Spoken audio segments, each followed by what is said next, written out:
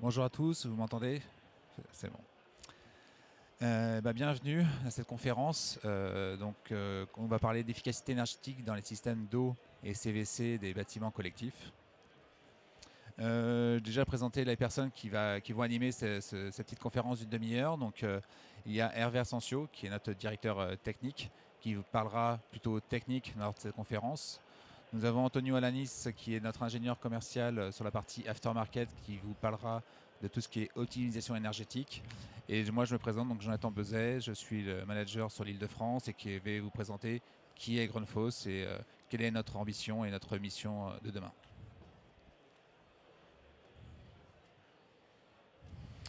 Donc, petit ordre du jour concernant notre conférence d'aujourd'hui. Donc, on va parler de Grundfos, donc notre ADN et notre vision. Derrière, on va parler quelques chiffres sur la consommation énergétique des systèmes d'eau et CVC des bâtiments collectifs et tertiaires. Ensuite, nous allons parler des 6 axes, comment améliorer l'efficacité énergétique des systèmes d'eau, justement. Et après, on finira par quelques questions-réponses. Donc voici en quelques chiffres qui est Grundfos. Donc Grundfos, on a été fondé en 1945. On est une société danoise. On est aujourd'hui 80 ans plus tard, à peu près 20 000 employés répartis dans plus de 100 pays à travers le monde. Ce qui est important, c'est qu'on a investi beaucoup dans la recherche et développement. Donc on a aujourd'hui 5% de notre chiffre d'affaires qui est injecté, ce qui nous permet d'être toujours leader dans l'efficacité et dans la partie solution technique. Derrière, on a une ambition, c'est d'innover pour répondre aux défis de l'eau et du climat à travers le monde, afin de pouvoir apporter un meilleur confort pour tout le monde à travers la planète. Donc c'est notre défi. C'est là on s'engage en tout cas aujourd'hui, c'est vraiment de baisser les émissions de CO2 et à la fois de pouvoir apporter des solutions en fait de distribution d'eau partout dans le monde. Chose aussi importante, c'est qu'on est très fiers d'être EcoVadis Platinum depuis l'année dernière. Donc ça, c'est aussi suite à beaucoup de d'actions mises en place pour le net zéro, le carbone, pour en fait tout ce qui est RSE. Aujourd'hui, on met beaucoup de choses en place pour pouvoir être avancé sur les sujets importants du climat. Et donc, du coup, on a été effectivement EcoVadis l'année dernière. Voilà.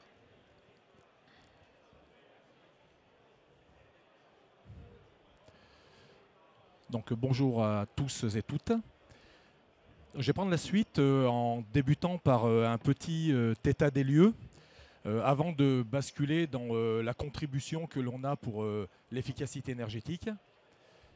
Il y a déjà un premier point, c'est ce que représente un petit peu le CVC et tous les systèmes de surpression d'eau du bâtiment, ce que ça représente en termes de consommation dans un bâtiment. Donc c'est un bâtiment collectif. Ça peut être du bâtiment tertiaire aussi.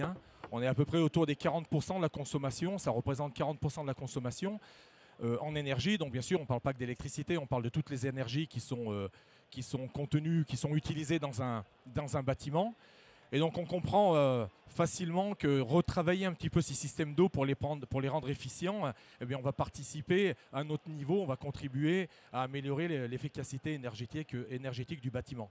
Ça coule de source par rapport à cette valeur de 40%. Il y a un autre point, une autre valeur qui est quand même assez significative, c'est les pompes concentrent à peu près 10% de consommation, c'est-à-dire que 10% de la production mondiale va aller dans des pompes. Alors, on va aller dans les moteurs, bien sûr, des pompes. Donc, c'est une valeur qui est extrême et on comprend que, je dirais, gagner ne serait-ce qu'un demi% sur 10%, représentant la production mondiale, c'est énorme. Et donc, c'est le travail qui est fait, nous, en R&D. Et puis au niveau de tous les moyens que l'on a de faire réguler ces pompes en conformité avec les besoins, et bien c'est là où on va pouvoir véritablement gagner sur cette partie consommation électrique. L'autre point, c'est les bâtiments. On sait que les bâtiments consomment beaucoup d'énergie et on sait qu'en général, ils en consomment trop. Et en fait, c'est assez simple. Pour construire un bâtiment, pour construire un système de CVC, on se base toujours sur les conditions extrêmes, donc sur un -7, un -10 extérieur. Et le but après derrière, au niveau de nos matériels, c'est de pouvoir faire fonctionner ces systèmes le plus efficacement possible tout au long du cycle de fonctionnement de la pompe, en fonction des profils de charge que l'on va avoir, sachant qu'une pompe, elle tourne à 100% de son débit, 2 à 3, maximum 5% du temps, quand on est en CVC, quand on est en chauffage ou en clim. Donc on se rend bien compte qu'avoir de très bons rendements je dirais, à charge maximale, ça n'a pas beaucoup d'intérêt dans la mesure où il faut avoir le meilleur rendement plutôt à 30 ou 40% de la charge, ce que l'on retrouve le plus dans un bâtiment collectif. Donc ça, ce sont des données qui nous poussent un petit peu à travailler en R&D et puis après à avoir, je dirais, des produits qui soient le mieux conçus possible, mais le plus adaptés aux variations en fait, de fonctionnement du bâtiment. Et c'est là où nous, Grundfos, nous œuvrons au niveau de notre matériel. Et c'est ce que je vais vous présenter un petit peu. Quelles sont les pistes que l'on a, nous, en tant que fabricants, pour entrer, je dirais, dans l'optique de moins consommer et d'améliorer le fonctionnement global d'une installation, tout en cherchant à mieux consommer, à moins consommer, et surtout à moins consommer, je dirais, sur la durée de vie du matériel. Parce qu'il est très facile de peu consommer quand le matériel est neuf. Qu'en est-il quand le matériel a 5 ou 10 ans, qu'on a fait plus ou moins de la maintenance, et on sait que les budgets sont ce qu'ils sont, on ne fait pas du remplacement de pompe tous les 3 ou 4 ans, et donc au bout de 4-5 ans, c'est un matériel électromagnétique qu'il faut réviser. On arrive à... Je dirais qu'on a six moyens, je dirais, de contribuer à l'efficacité énergétique d'un bâtiment. Le premier, ce sont les produits. Déjà, avoir des produits qui consomment le moins possible de par leur conception. Ça, c'est la première exigence que l'on se donne. Donc ça, c'est de la R&D, de la R&D pure. Le deuxième point, c'est de proposer sur le marché des solutions qui vont permettre, et j'ai un exemple derrière, d'injecter des énergies fatales dans les systèmes de CVC ou des énergies gratuites, on appelle ça plutôt des énergies fatales. Ça, c'est le deuxième point. Le troisième point, c'est penser système. Vous verrez ce que l'on fait maintenant chez Grundfos. Plus penser produit, penser système, c'est-à-dire faire correspondre des produits qui vont mieux fonctionner ensemble plutôt que de les utiliser indépendamment. Donc là, on parle de régulation conjointe entre plusieurs matériels. Le quatrième point, c'est les régulations, c'est les modes de régulation. Il faut au mieux possible coller aux besoins. Et c'est ce que je vais un petit peu présenter. Il y a des choses qui sont assez simples à mettre en place. Il y en a d'autres qui sont un peu plus complexes. Celles qui sont faciles à mettre en place, vous allez tout de suite les comprendre. Et on peut faire ça sur toutes les installations. Le cinquième point, c'est mon collègue qui va présenter ça, c'est l'analyse de fonctionnement. On sait que la rénovation en France, c'est à peu près 80% de ce que l'on fait. C'est 20% de neuf, à peu près 80% de rénovation. Quand on rénove une installation, c'est-à-dire quand on change les pompes, à un moment donné, il faut quand même faire une petite analyse de fonctionnement des pompes, à savoir si elles étaient bien sur leur courbe, si elles n'étaient pas trop grosses, si elles ont bien été dimensionnées, pour pas qu'on fasse la même erreur. Et donc en fait, on pense qu'il faut systématiser cette réflexion-là, et c'est ce que l'on fait avec une équipe qui est dédiée à la rénovation. Et le dernier point, c'est la digitalisation. Rien de mieux que de suivre le fonctionnement d'un système de pompage pour pouvoir appréhender et faire déjà une maintenance prédictive, mais de comprendre comment le système fonctionne. Et donc on a de plus en plus au niveau des produits modernes, on a cette facilité de connexion à des clouds ou des connexions à des GTC, et c'est ce que je vais présenter. La première partie, je dirais que c'est le plus facile quand même, puisque là ça incombe que Grundfos, c'est la R&D. Donc déjà, nous avons décidé d'avoir une gamme, d'abord qui soit en variation de vitesse uniquement.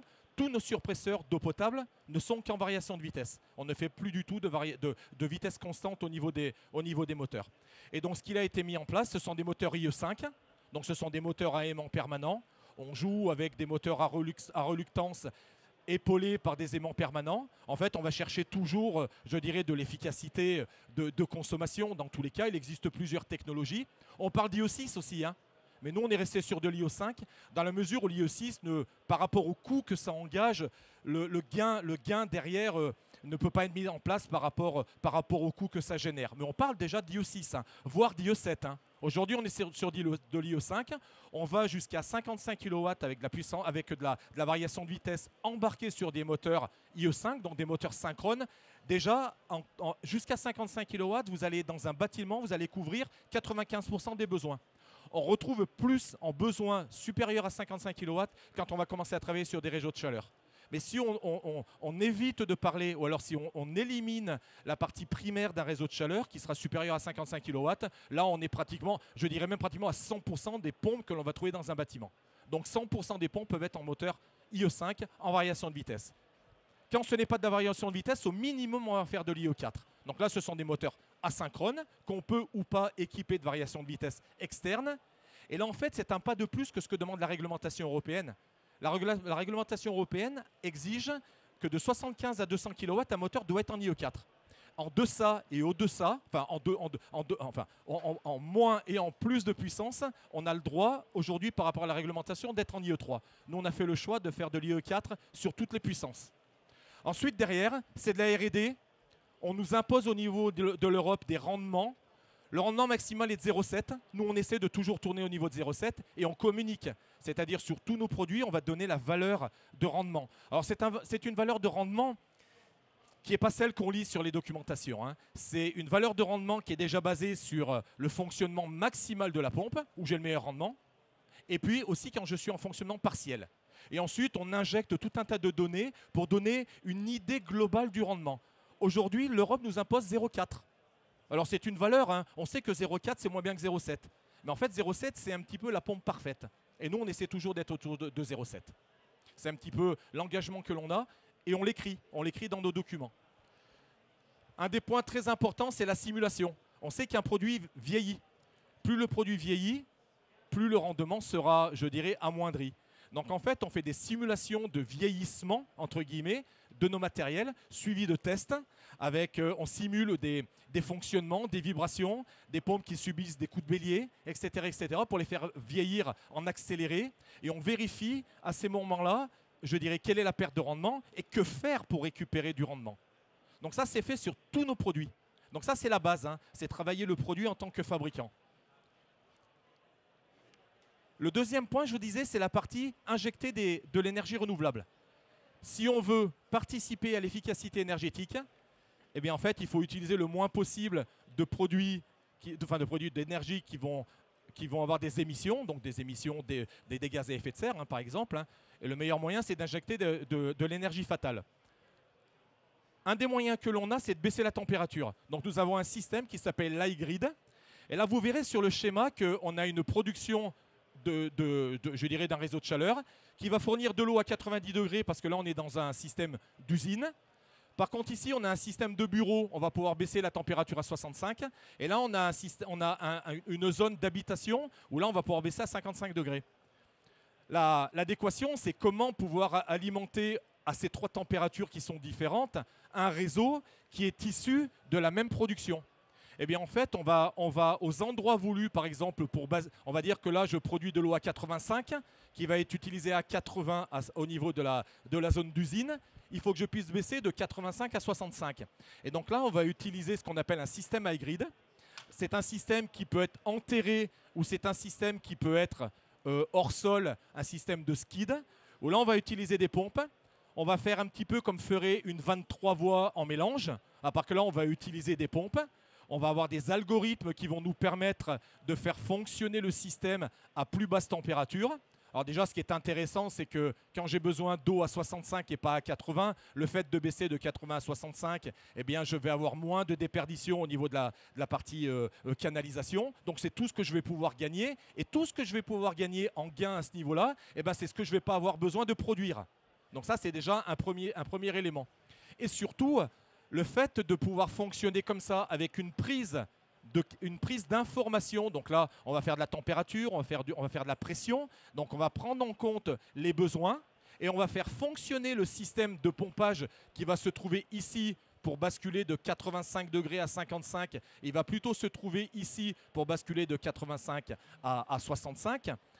Avec une hypothèse qu'on produit de l'eau à 85 degrés, et bien en fait, tous ces points de fonctionnement vont être reliés à mon régulateur principal de pompe et je vais pouvoir faire fonctionner mon système de pompage en fonction des besoins réels, en temps réel, et avec des algorithmes de fonctionnement qui vont me permettre de prendre en compte tous les besoins qui vont être différents dans le réseau de chaleur.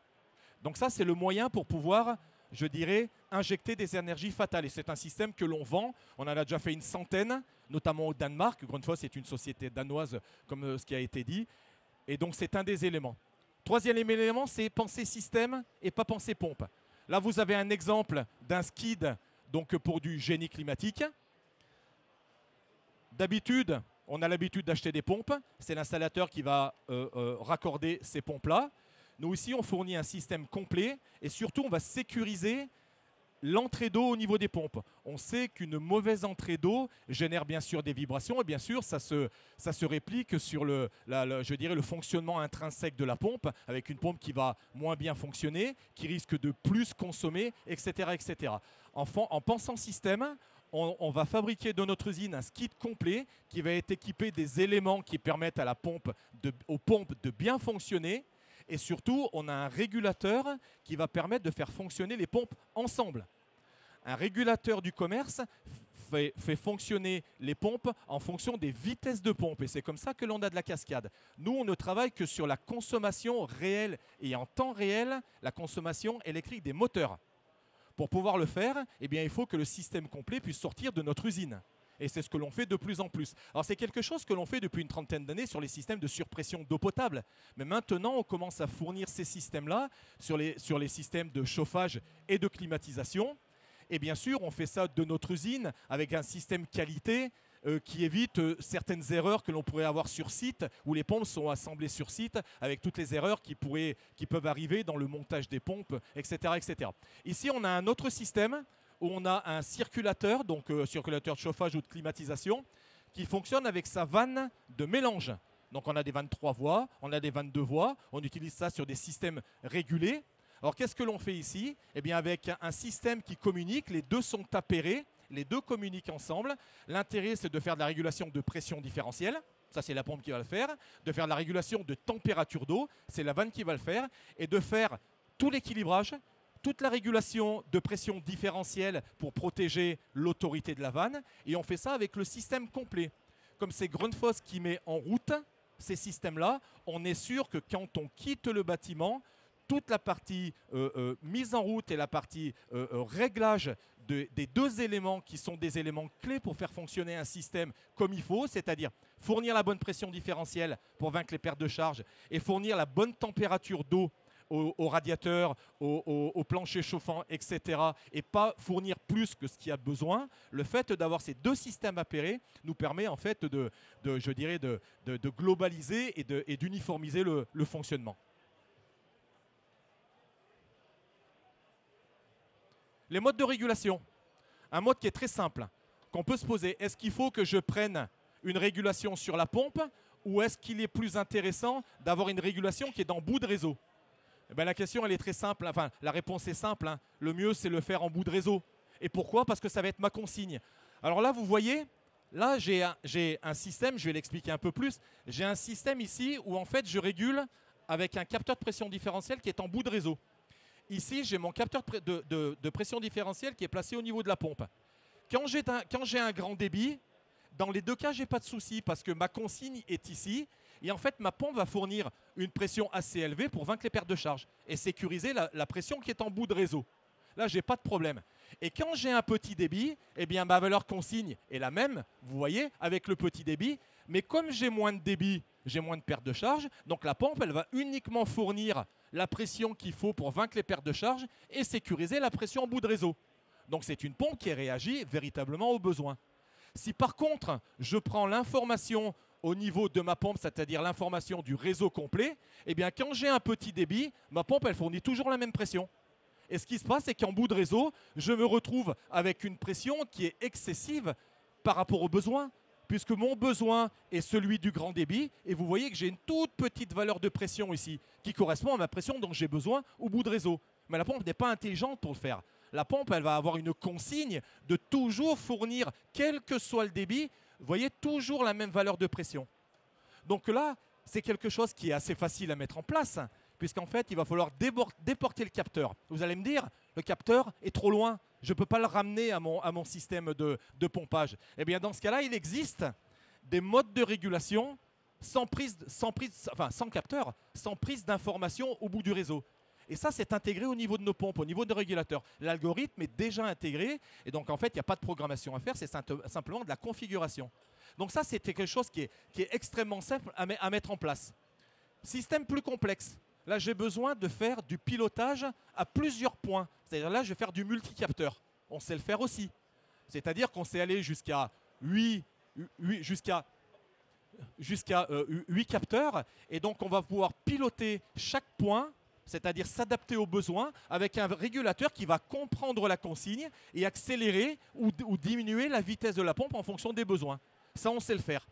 Et tout ça va se faire avec un système qui va gérer le fonctionnement des pompes entre elles sur la base de la consommation des moteurs et pas sur la base de valeurs de vitesse de rotation.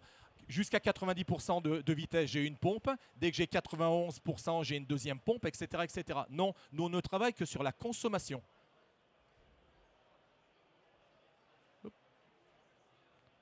Pour toi.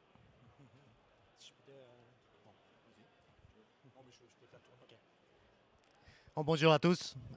Tout d'abord, désolé pour le petit accent, je suis franco-mexicain.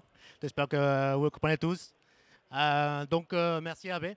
Comme Hervé nous disait, il faut arrêter de réfléchir produit et plutôt penser système. Et pourquoi? Déjà, si nous avons notre belle pompe qui a un moteur super performant IO5, mais en fait, elle est mal paramétrée ou par exemple, elle est mal régulée, en fait, nous allons louper vraiment la plupart des économies d'énergie que nous pouvons avoir. Tous les gisements au niveau de la régulation ou de l'optimisation, nous ne le recevons pas. Et ça, c'est vraiment dommage. Nous avons ici un exemple concret. Par exemple, entre une pompe qui fonctionne à pleine charge et une pompe qui est équipée d'un variateur de vitesse intégré.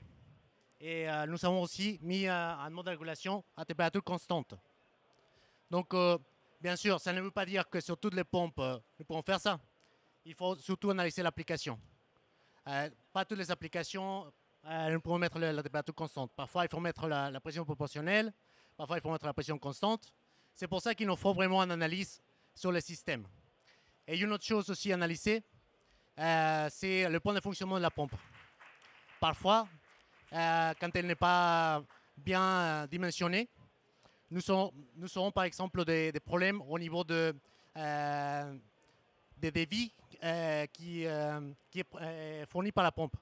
Et dans ces cas-là, par exemple, si nous le dimensionnons en dessous de 85% de son point optimal de fonctionnement, nous commençons à avoir des problèmes au niveau des garnitures.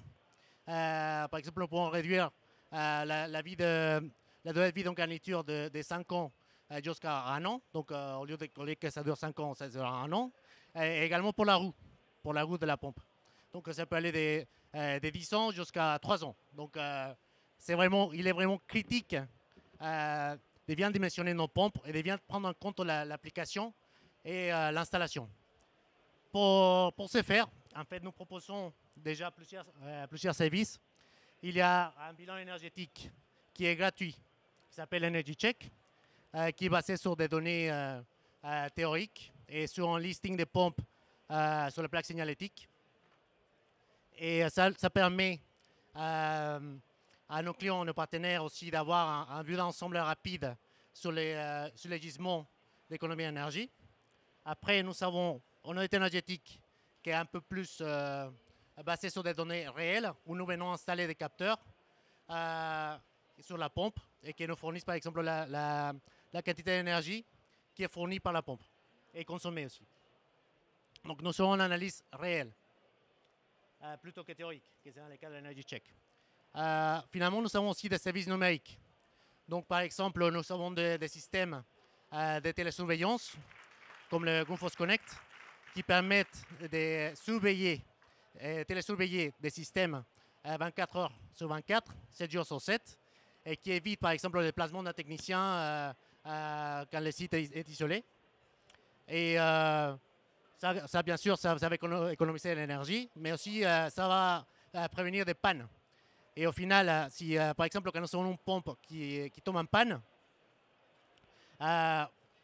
parfois nous sommes obligés de la mettre à pleine puissance. Et si nous avions une super pompe mais qui est en panne, bah, c'est dommage, toutes nos économies d'énergie sont parties à la poubelle. Donc c'est pour ça qu'il est important d'avoir ce type de bilan. Finalement, nous pouvons aussi aller au-delà et fournir un plan de maintenance pluriannuel qui va venir en accompagnement de l'audit énergétique et qui va nous permettre de fiabiliser les pompes. Et, par exemple, de dire, attention, sur ces pompes-là, il n'y aura plus de pièces de réchange. Donc, il faudrait que vous mettiez en place un plan de remplacement. Et voilà, donc je passe là. Le dernier point, c'est la digitalisation. Digitalisation, ça permet de suivre le fonctionnement sur la durée, d'avoir des courbes de tendance. Par exemple, si je rajoute un débitmètre, je peux avoir l'énergie spécifique. L'énergie spécifique va évoluer vers le haut, c'est-à-dire vers ce qu'on ne veut pas voir, hein, c'est-à-dire je consomme de plus en plus en fonction des années. Eh bien, tous nos produits sont digitalisables, c'est-à-dire au minimum, on peut les connecter, c'est ce que vous voyez sur la droite, on peut les connecter à un cloud Grundfos et on donne une sorte de petit soft qui va permettre de mettre en place, de mettre en exemple les valeurs de pression, les valeurs de fonctionnement de la pompe, les valeurs de débit, etc., avec les courbes tendance. Ça, c'est le minimum que l'on fasse quand il n'y a pas de gestion technique centralisée dans une installation. Et quand il y a une gestion technique centralisée, eh bien, tous nos produits sont connectables. Alors, on va utiliser un protocole terrain, hein, donc ça va être du BACnet, ça va être du Modbus, qu'on soit en Ethernet ou qu'on soit en filaire type GTC. Hein, mais tous nos produits sont digitalisables. Et vraiment, le but recherché, c'est de pouvoir suivre le fonctionnement et d'avoir des alertes, parce qu'on peut se créer des alertes quand on a des dépassements, je dirais, de consommation, pour pouvoir intervenir et avoir pas qu'une maintenance prédictive, mais aussi avoir un raisonnement de fonctionnement, je dirais, pour avoir la meilleure efficacité, je dirais, du bâtiment dans la durée. Le dernier slide, c'est simplement la conclusion. Donc la conclusion, elle est assez, je dirais, elle est assez simple. Hein. On est engagé depuis très longtemps sur l'efficacité énergétique de par la construction de nos produits. Le but, c'est bien sûr de moins consommer, mais c'est de moins consommer dans la durée. Et donc là, on a la R&D qui nous aide pour ça. On a quelques systèmes comme le système iGrid que je vous ai présenté très succinctement pour les réseaux de chaleur pour pouvoir injecter des énergies fatales. Donc là, le but, bien sûr, c'est toujours de pouvoir à notre niveau contribuer. Et puis on a quand même, je dirais, un besoin d'avoir, de faire perdurer une pompe dans son fonctionnement. Et je dirais que plus on va utiliser des composants premium dans la constitution du matériel, et bien plus on va avoir une pompe qui va durer, je dirais, et qui va faire face à tous les aléas de fonctionnement que l'on a dans une installation de CVC, tenant compte des entrées d'air, tenant compte des problèmes de vibration, etc., tout ce que l'on retrouve au quotidien dans une installation. C'est vraiment l'utilisation de ces composants premium qui vont permettre de préserver dans la durée la pompe et préserver les rendements, bien sûr. Voilà, j'en ai fini pour cette courte présentation sur les 3 axes.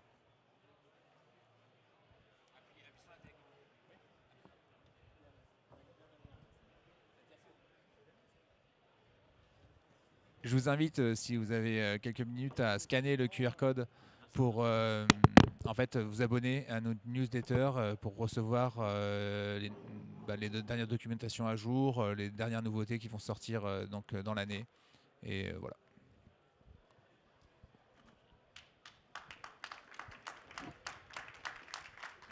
Et je ne sais pas si on a le temps pour quelques questions-réponses, mais une. Donc s'il y a des gens qui ont des questions, n'hésitez pas.